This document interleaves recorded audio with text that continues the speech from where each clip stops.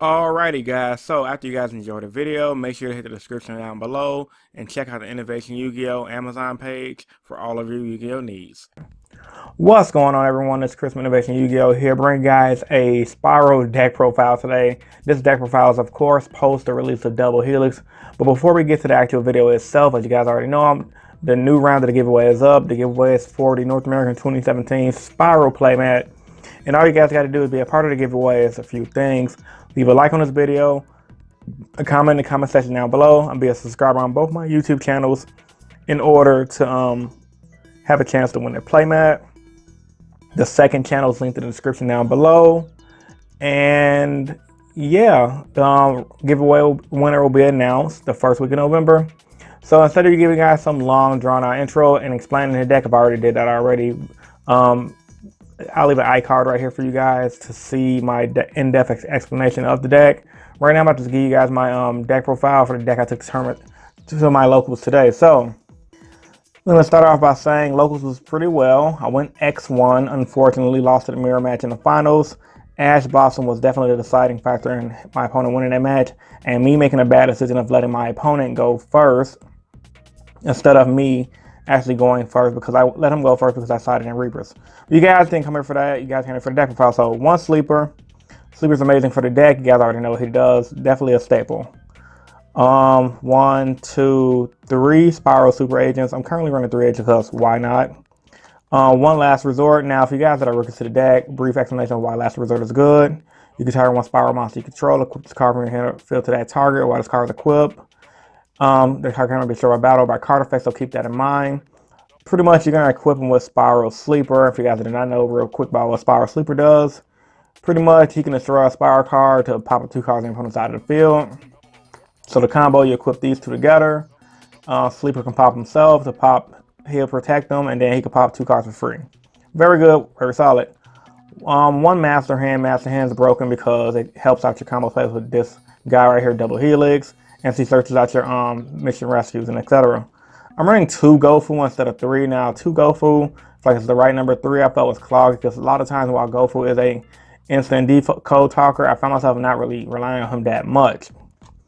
I'm running 3 drones because you need it for the deck. Also running 3 Quick Fix because you need it for the deck. Quick Fix is amazing. I mean, all veteran Spyral players already know what Quick Fix does. While he's in the graveyard, discard a card, especially him out of the graveyard. Really good and really powerful. When you got both of these graveyard, you just keep looping them out, overlaying, looping, and overlaying. Combos are insane.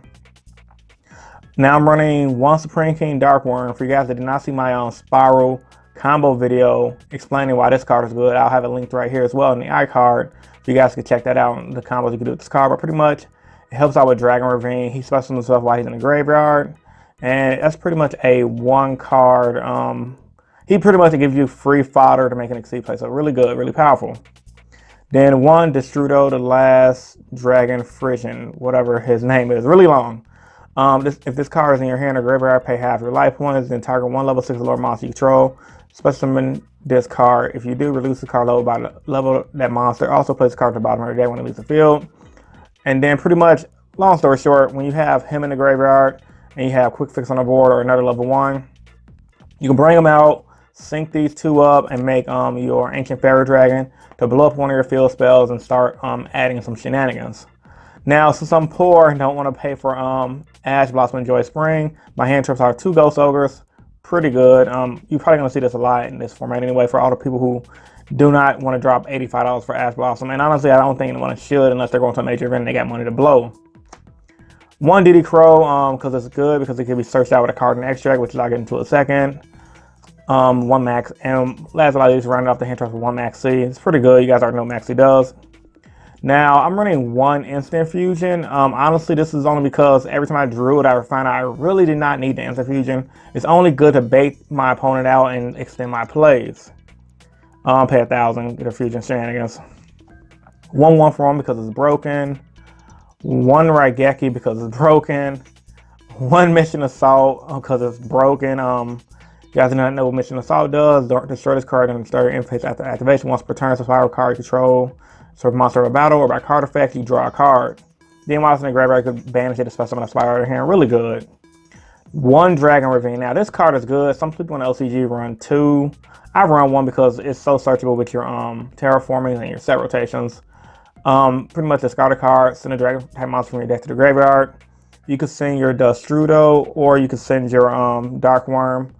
Whatever you prefer to send. The card is really good and really solid. 3 Spyral Resource, the cream of the deck.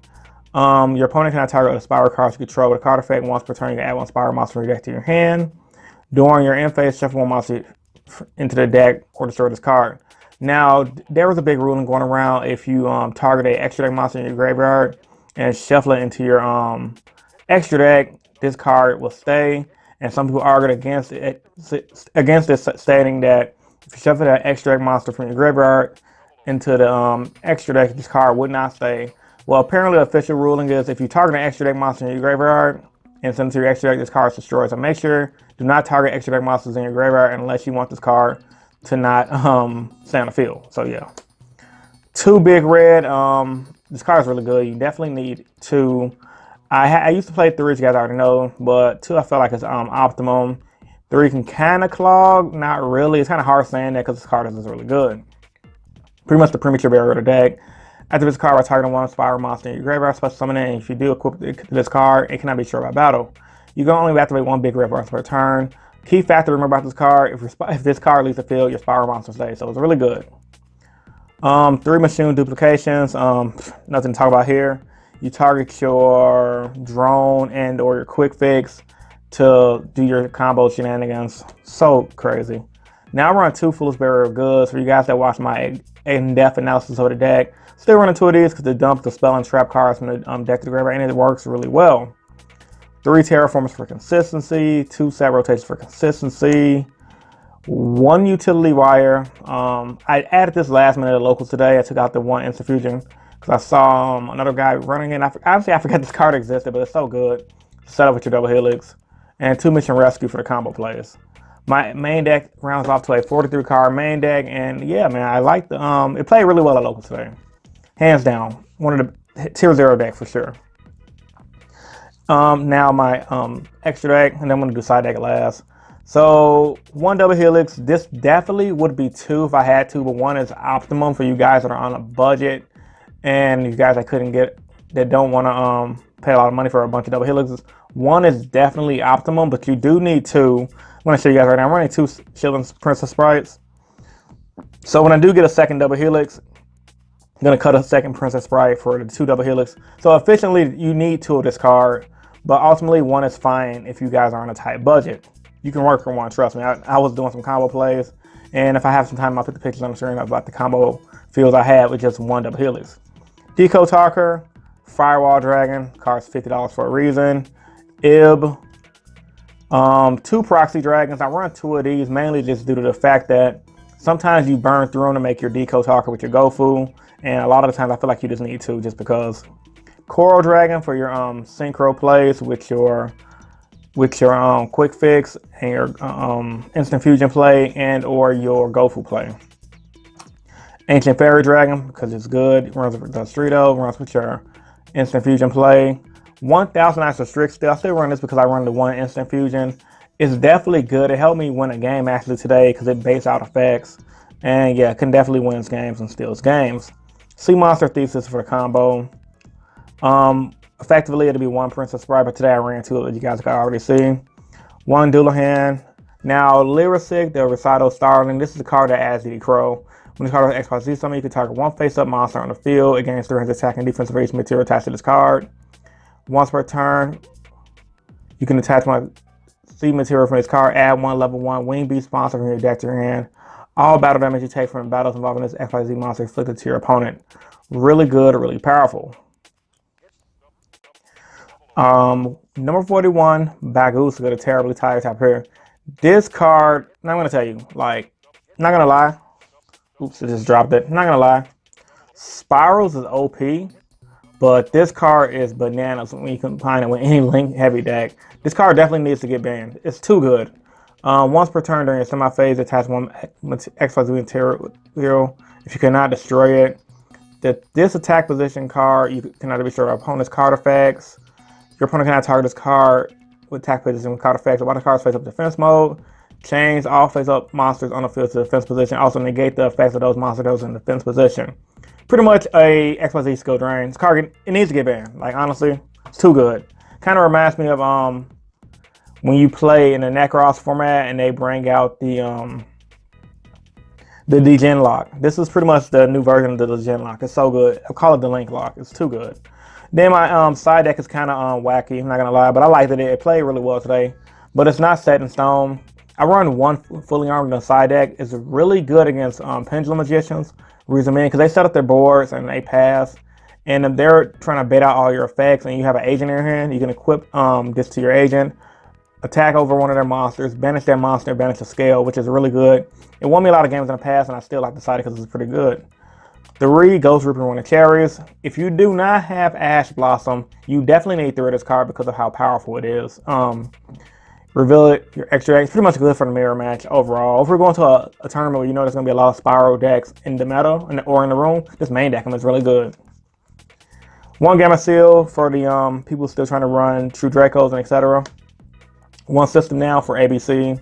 This could be for ABC as well. 2 Cosmic Cyclones for Pendulums. 20 Nightmares for Pendulums. I have the Pendulum hate. 2 Anti-Spells for Pendulums. And 3 Mirror Forces for anything I can't get over, like Dinosaurs, Cosmos. This deck does have an issue with Dinosaurs. And yeah, that's pretty much it, man. So, like I said, this is my current version of Spyrals. Once I update the deck more throughout the format, I will make another deck profile. Smash that like button once again. It definitely helps the channel out. And leave a comment in the comment section down below, telling me your thoughts and opinions about my build. I'm pretty sure all of you guys got a lot of different builds and different ways you guys want to play the deck, or questions like why no double summon and etc. Personally, double summon is good. I just couldn't fit it, but I like the way my build is plays. And honestly speaking, I honestly never brick with this deck at all. And yeah, so leave your thoughts and opinions down below. This is Innovation Yu-Gi-Oh! Signing out. Smash that like button. Today's goal is 500 likes. I try to get 500 likes, and I'll show a nipple on the next video. All right, guys, take it easy. Peace.